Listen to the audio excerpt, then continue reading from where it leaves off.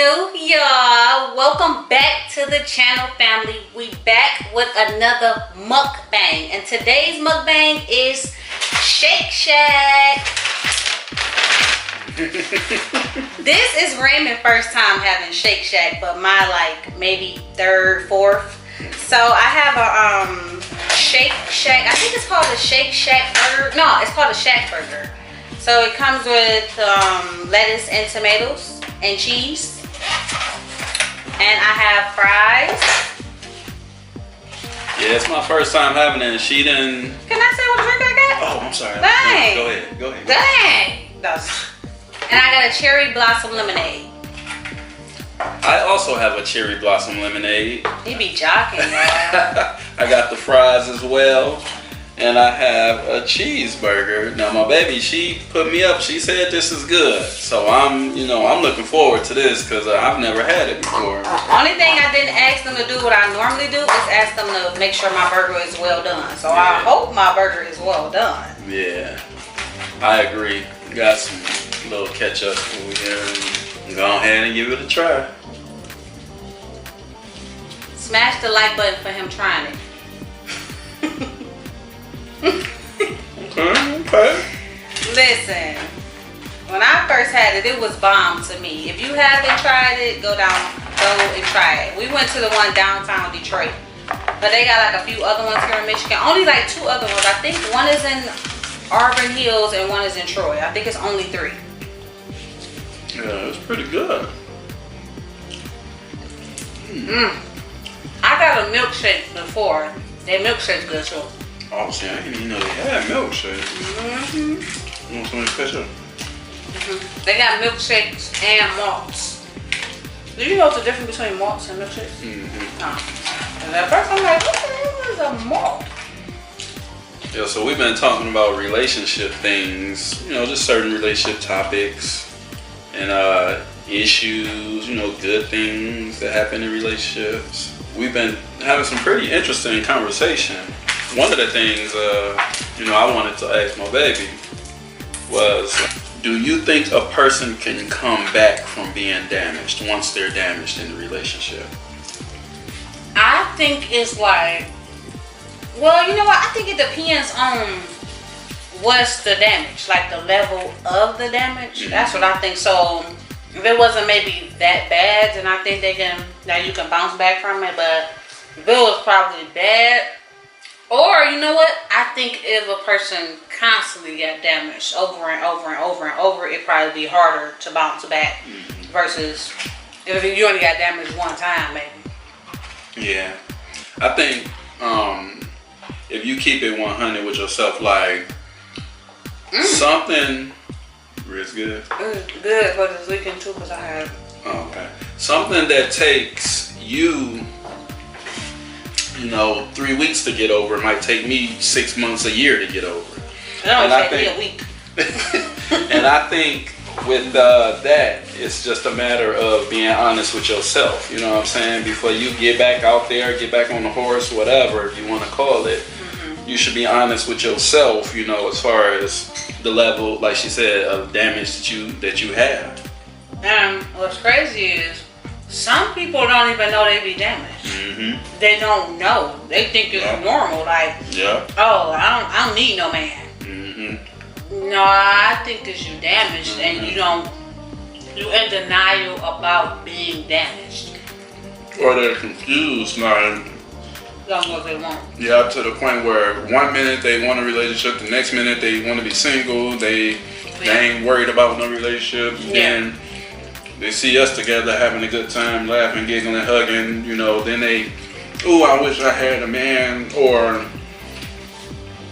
they're doing a lot of dating, and they like, oh man, this woman, makes me feel like I want to be in a relationship, and then they doing a lot of dating, and this woman made me feel like I just want to hang out, Right. So I think it's the company they keep them. Yeah. That makes them not want to, maybe be in a relationship, maybe, I don't know. Or the man that they really want probably don't want them. So they just say, I don't want to be in a relationship. It's kind of like fooling yourself into what the other person may want. Like if a guy say, I don't want to be in a relationship right now, it's gonna make you fool yourself to think you don't want to be in a relationship because that that's the person you want and you can't get them. Yeah. Or same as a guy say, I don't want no kids. You're gonna say you don't want no kids because that's the person you want to be with right now. So it's like fooling your mind. You're tricking yourself. I think you got to get to that point where you say, you know what? This is what I'm going to deal with. This is what I'm not going to deal with. This is what I'm willing to compromise on, I think you got to get to that point where, like I always call it like being an open book. What that just means for me is being 100, you know what I'm saying? With you and that person. Nothing to hide. You ain't got nothing to hide. You could be 100 with. A lot of the things I like talking to my baby about is like, whether it's good, bad, or ugly, we could talk about anything. You know what I'm saying? And, it's how you get through after, that if it is ugly or if it is bad, you know what I'm saying? But the end result is what we care about the most, you know what I'm saying? The end result is that we didn't hold none of it in, that we actually talked about it. Because I think a lot of problems come from people just sweeping it under the rug, you know what I'm saying? Now, I did used to do that. I did used to, when somebody do something that I didn't like or bothered me, I sweep it up under the rug. You might did 10 things that I didn't like and I swept up under the rug. And that 11th thing you did, now I done blew up, I probably done broke up with you, I done left, I'm enraged because I wasn't speaking on what I didn't like about what you was doing. So now I'm pissed off, like you should have known. But the other person can't read your mind, so you have to speak out and speak up like what you don't like and what you do like. So what made you think you changed on that a little bit, I know I changed, but I know I changed, but to me, it felt like I nag more now. Like I feel like it's a nag. If I don't like something, I say something. So I feel like it's nagging. So that's probably why I didn't never like saying something, because it felt like you nagging. You think certain people could bring certain things out of you, like that make you want to do certain things? Yeah, like I think if the other person, like, for instance, Raymond, like, he know how to communicate with me well, so it's making me be like, oh, it makes me more comfortable with communicating and expressing my feelings and stuff, because he dang sure do. So it make me be like, okay, I can do this. Like, this ain't as hard as I thought. This is pretty easy. But I looked at it at first as like nagging. I know for me, before I believe I became a good communicator, is I used to kind of dread having certain conversations. And it wasn't like having anything to hide. It was just, you don't want to be at it all the time, you know what I'm saying? And sometimes you have in your head already how you think the conversation is going to go. Yeah, that's what I mean by nagging. Yeah, like and you'd be like, you know what, I'd rather just keep it in. But believe it or not, that shit is not healthy. It's not healthy for you or the person. You know why? Because when we do get into that real argument, everything gonna come out. All at once. Y'all, you gonna argue about something that happened 6 months ago. Yes. And you be like, why you ain't say that then? That's so stupid. I start running it down. It's like. And trust me, women will. They will say, 2019, it was March 3rd at 7:03 p.m. And you be like, what? Like, what? Like, man, I don't even remember what I did yesterday. You talk about damn March 2019. That is so funny, y'all, but that is so true. I'm not playing. But that's why I tell Ida all the time, man, like, whatever it is, even if she think I'm gonna be mad, if she thinks she gonna hurt my feelings, I would rather us talk about it as a couple, get it out there, because you learn like that too. You learn your mate like that. You learn how to handle your mate. Yeah. You know what I'm saying? You learn, their likes and dislikes. When you talk about certain things, it's certain conversations that just have to be had. Whether you feel uncomfortable with having them, whether you like having them or don't like having them, you have to have it. If this is the person you love, care about, you say you want to spend the rest of your life with, well, you got to prove that. And what I mean by that is, you have to have some uncomfortable conversations. Some people don't like to talk about their finances. Some people don't like to talk about how they gonna handle things when they live together, stuff like that. But guess what? Those are important things to talk about when you talking about having a life with a person. And I say that's something a lot of people, and I'm reading by a lot of people because I know I was one of them.